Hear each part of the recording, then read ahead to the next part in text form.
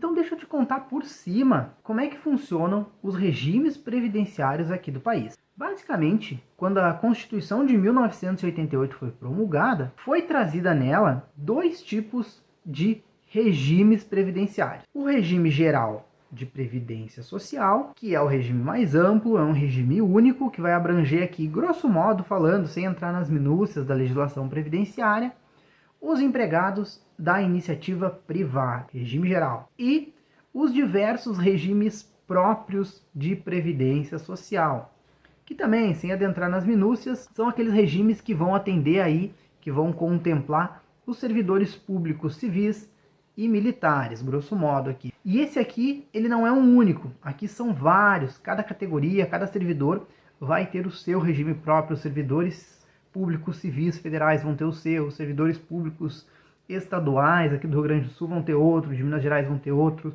os dos municípios dentro de cada estado também vão ter seus regimes próprios, beleza? Servidor, cada regime ele é mantido e sustentado, pelo menos financeiramente, pelos trabalhadores que o compõem. Tudo tranquilo até aqui, servidor? Se tu tiver alguma dúvida, não deixe de colocar aqui no comentário, beleza? Vamos seguir. Esses dois regimes, o regime geral e os regimes próprios, eles são o que a gente chama de regimes públicos de previdência. Ou seja, são as previdências públicas. Por quê? Porque eles são geridos e mantidos aí pelos entes públicos. E porque também não existe uma opcionalidade dos trabalhadores que o compõem em fazer parte ou não. Existe aqui uma obrigatoriedade. Então, se tu é um empregado da iniciativa privada, tu tem lá tua carteira de trabalho assinada, tu é obrigado a fazer parte do regime geral de previdência social.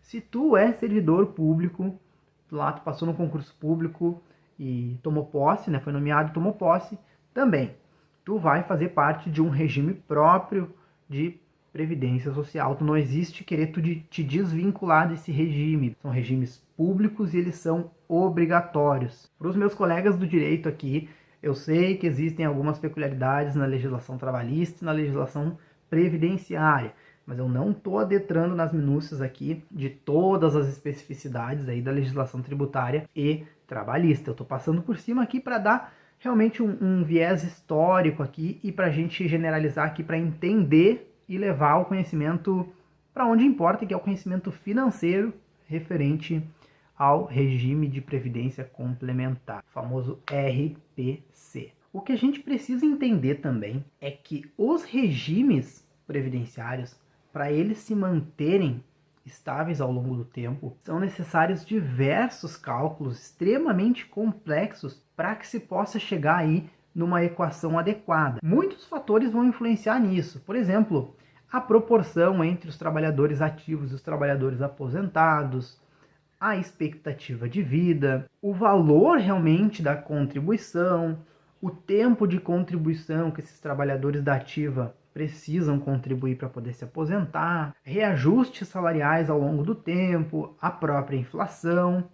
São N fatores, servidores, que vão afetar diretamente essa equação e a estabilidade desses regimes de previdência. A gente precisa entender a complexidade que é um regime previdenciário. Então a gente não pode sair aí falando bobagem e dizer que algum tipo de reforma, algum tipo de alteração no regime previdenciário é algo totalmente ruim e não deveria ser feito.